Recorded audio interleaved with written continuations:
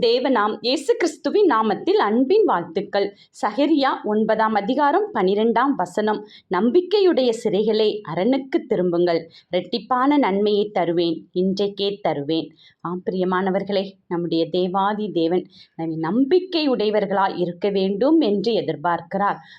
நம்முடைய இருக்கிற எல்லா நம்பிக்கையின்மையும் நாம் தூக்கி தூர போட்டுவிட்டு தேவனை நோக்கி நாம் திரும்பும் பொழுது நம்முடைய சிறையிருப்பை அவர் மாற்றுவார்.